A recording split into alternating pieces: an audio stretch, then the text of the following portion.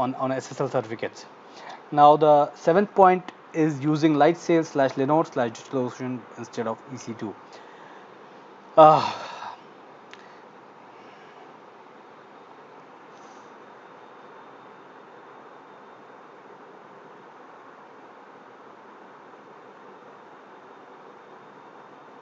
okay.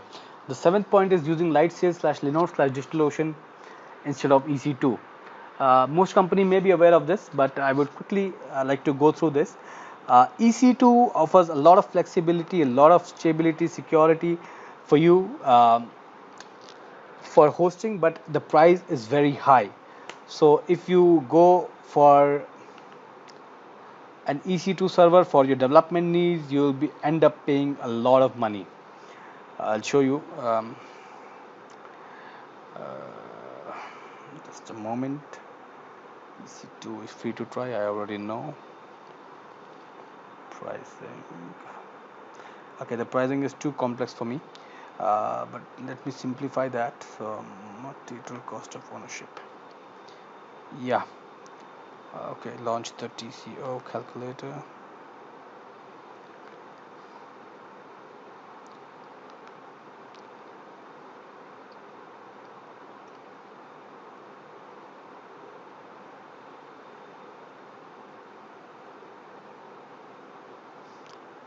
Okay, so virtual machine, non-DB, number of virtual machines 1, number of cores is 1, memory 1 GB, whatever, right? So the typical costing, I've just taken a server with a 1 GB RAM and a single core of CPU. Uh, I did not add any storage also. I think we need to add storage, that's for sure. Let's see how much it comes, right? So I guess, yeah. Again, this calculation is beyond my understanding. Okay.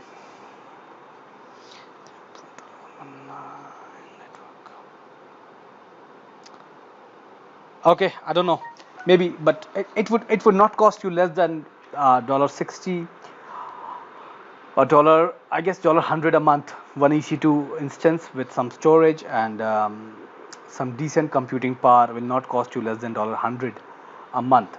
But you do not need that flexibility for every project. You do not need a separate storage, a separate configurable this thing, or maybe node balancing and all this stuff. You do not need for every project. So simple Lightsail server would do for you. You just need a VPS machine with the Linux running, and you can install all your softwares there. So what you essentially need is a simple Linux machine. So there's something called AWS Lightsail, where you have a very simple pricing structure, and you can use. We have a number of servers here. We are using Linode and DigitalOcean too. So not all servers are hosted on AWS, but yeah, I'll show you quickly how we can actually create an instance. You can select from Linux and Microsoft Windows. There are some options available for pre-hosted OS plus application, but mostly we are not using this. So for example, if you wanted to launch a GitLab like we did, you could use a GitLab here, and for using a Redmine project management, you could use it here. You can get started with Django, with Plesk hosting, with Nginx, right? Okay. Okay, one more thing I forgot to mention here is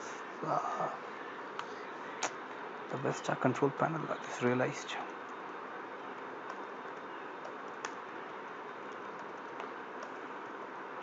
Yeah, I'll show you this as well later.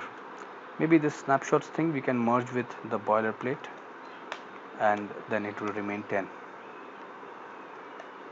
Yeah, correct. So you can select your OS.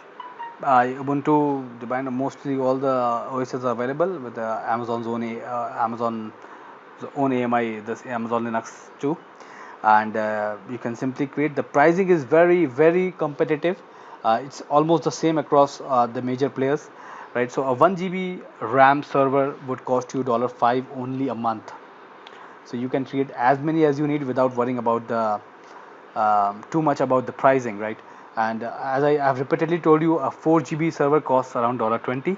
This is what we use for most production systems, and this is what we use for most development systems, right? So you can go up to for a 40, for a 8, and 2 virtual CPUs, 160 dB SSD. The config is really good and really great. You can have some more of processing power if you want. You can choose from this all this stuff, but mostly your needs for development would be satisfied by $5 or $20, which is all you care, because the production system will anyway will be paid by the client. If your client is small, you can even use this as a production system. But if your client is big, you need all the customization, all this stuff, then you can move to EC2. There's an easy option for moving your existing Lightsail account into EC2. Very easy, right? So it's provided no additional cost to Amazon EC2 user. No, not this one. But yeah, you can actually move your instances easily to EC2 as well later if you decide to go to EC2. Then you don't need to start with EC2. Okay, I'll just see quickly where that option is. I guess it's in snapshots.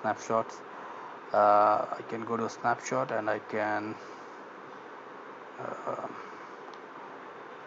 maybe create a new instance. Okay, I can't find it currently, but yeah, you do have an option to convert it to your EC2 instance. So simply you can create n number of servers, which cost you, even 10 servers will not cost you as much as what it costs you for a single server in EC2. So this is very competitive. The other players which are also doing good in this are Linode.com. We have many servers in Linode too, right? Yeah, this the pricing is similar, you can see. And the third one which is popular is droplets.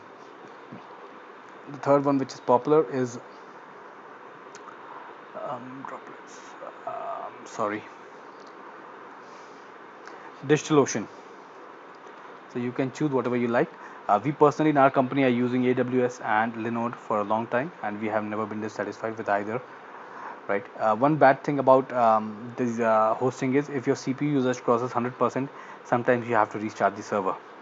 That's all, nothing more. Right. So you can choose amongst these, and it will really save you a lot of money in the long run.